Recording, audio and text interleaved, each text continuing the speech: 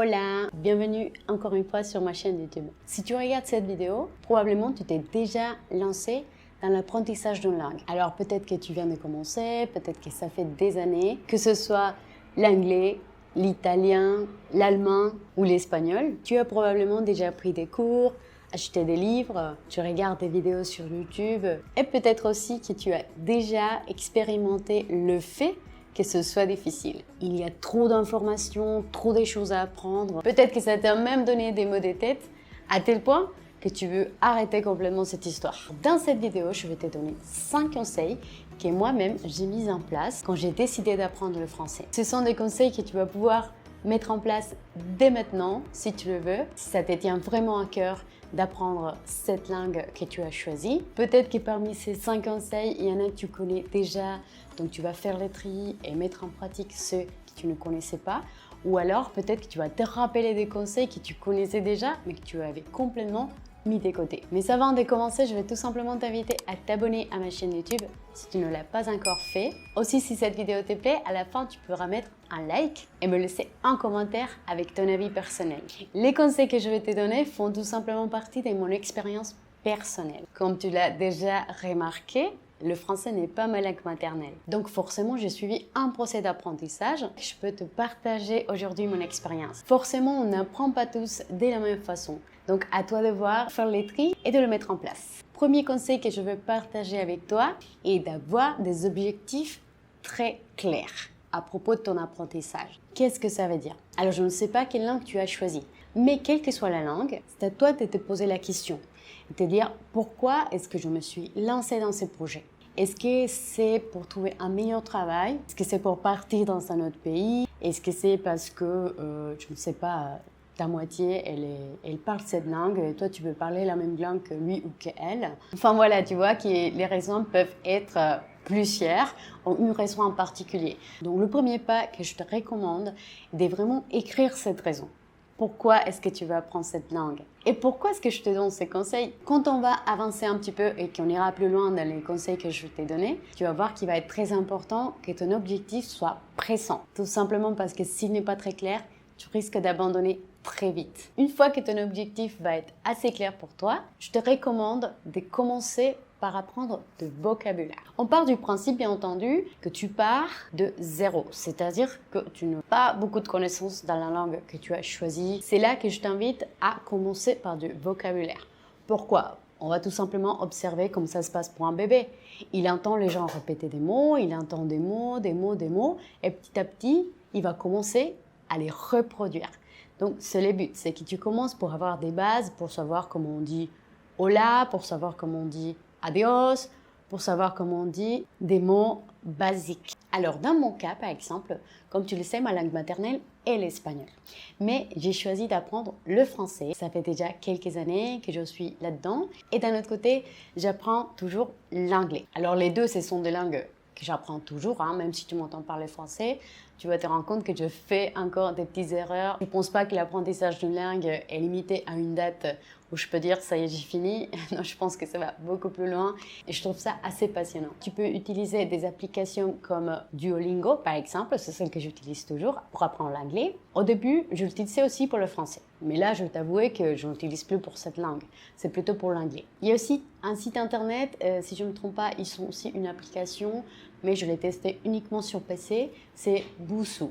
Busuu, alors j'entends des gens qui disent que c'est un Duolingo amélioré. Donc j'ai voulu tester, ils m'ont proposé un test de niveau pour me mettre à niveau. Et là, je trouvais ça assez intéressant aussi pour apprendre de vocabulaire. Il y a d'autres sites, bien entendu, il y a d'autres applications, il y a même des cours gratuits en ligne que tu peux trouver très facilement sur Internet. Alors pourquoi est-ce que je trouve ça important d'avoir du vocabulaire avant de commencer? Parce que pour moi, le vocabulaire, ça va te donner une idée de ce que c'est que la langue. Ça va te donner une idée à propos de la prononciation, ça va te donner une idée à propos de la complexité de la langue. Soit ça va te motiver pour aller de l'avant, soit tu vas te dire non, c'est bon, c'est pas pour moi en fait. Mais c'est là où tu vas te rappeler de ton objectif. Pourquoi est-ce que tu as choisi cette langue? Une fois que tu considères que tu as déjà assez de vocabulaire, tu as déjà une petite idée et tu sais déjà à quoi ça ressemble cette langue, et ben, je vais t'inviter à faire le troisième pas.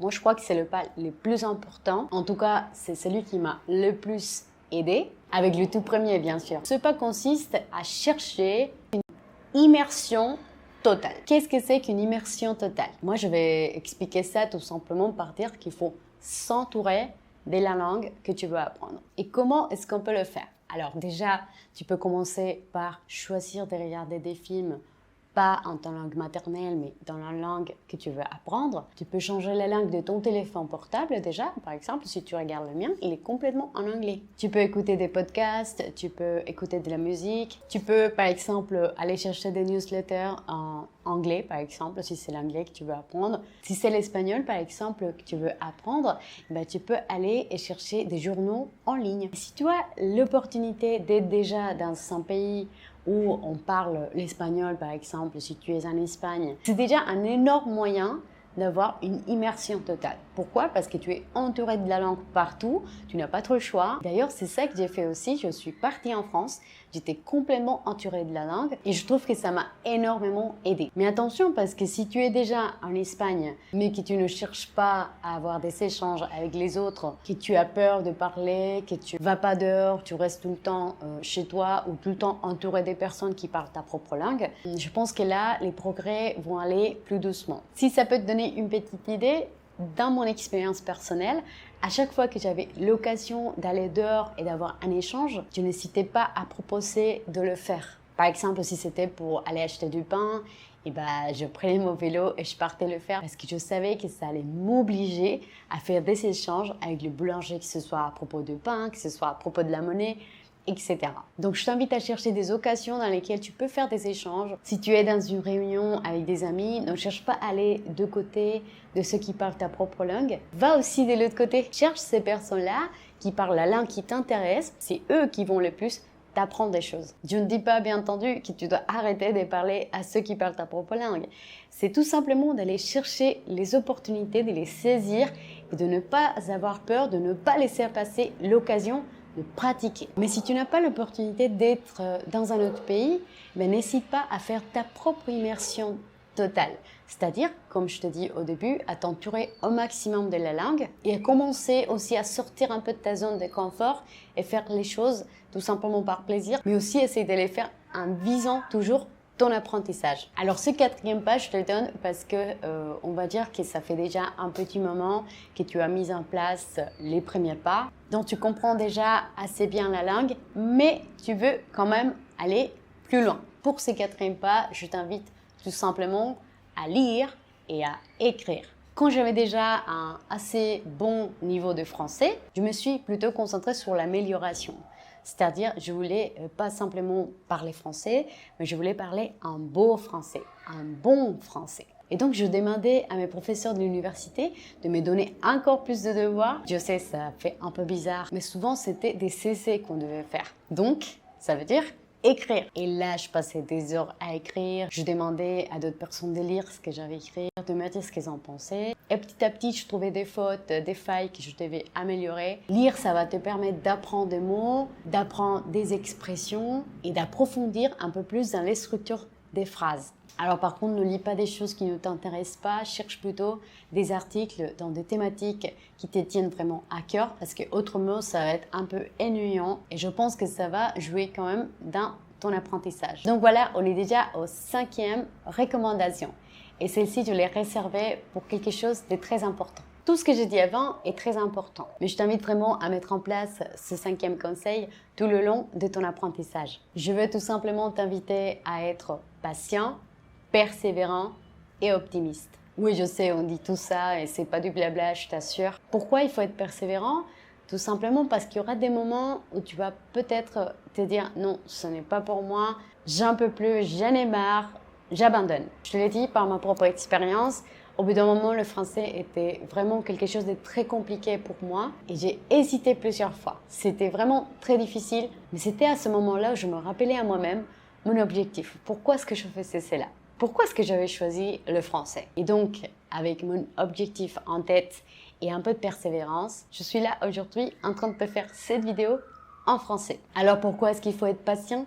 Parce que je pense que tu l'as déjà remarqué, mais on est tout le temps pressé. On veut tout pour tout de suite. Et on oublie souvent que les bonnes choses, elles prennent du temps. Je pense qu'on est entouré des messages qui essayent de nous faire croire que l'apprentissage d'une langue s'est fait comme ça, en dormant, en 3 mois, eh ben, je t'assure, c'était pas du tout mon cas. Et j'aime bien aussi écouter des polyglottes parler de leur propre apprentissage. Et je t'assure, je ne vous ai jamais entendu dire qu'ils ont appris ça en dormant. En tout cas, personnellement, je pense que l'apprentissage d'une langue demande que tu sois bien réveillé. Il faut bien sûr être optimiste tout le long de ces procès et te dire que chaque jour, tu sais un petit peu plus que le jour précédent. Essaye de te féliciter toi-même aussi. Regarde en arrière, 1 mois, 3 mois quand tu as commencé. Regarde tes progrès et dis-toi que tu es sur la bonne voie. Notre cerveau est vraiment magnifique. Ne t'inquiète pas, il va faire son travail si toi tu fais le tien. Et finalement, je veux tout simplement te rappeler qu'on a tous des façons différentes d'apprendre. Peut-être que ce qui a marché pour moi va aussi marcher pour toi. Ça va dépendre aussi de la complexité de la langue. Ça ne va pas être pareil pour un hispanophone d'apprendre le français que d'apprendre le mandarin par exemple. Ta personnalité va jouer aussi énormément. Si tu es quelqu'un plutôt d'extroverti, tu vas peut-être t'élancer et ça va booster aussi ton apprentissage. Si tu es quelqu'un d'introverti, peut-être que pour toi c'est plus simple de prendre des cours en ligne ou d'aller regarder des films. Tout ce que je veux te dire, c'est tout simplement que c'est possible. Regarde-moi, si tu n'y crois pas, moi je ne me voyais pas pouvoir parler le français comme ça. Et pourtant maintenant, j'essaie d'aider les francophones à parler espagnol. C'est tout ce que je voulais partager avec toi dans cette vidéo. Si tu veux, tu peux aussi me suivre sur mes réseaux sociaux, me laisser aussi en commentaire, mais pas seulement pour moi, tu peux aussi partager peut-être une autre méthode, une autre astuce qui a marché pour toi et qui peut probablement marcher pour quelqu'un d'autre. Tout ça dans les commentaires. N'oublie pas aussi ton petit like si la vidéo t'a plu et je te dis hasta la próxima.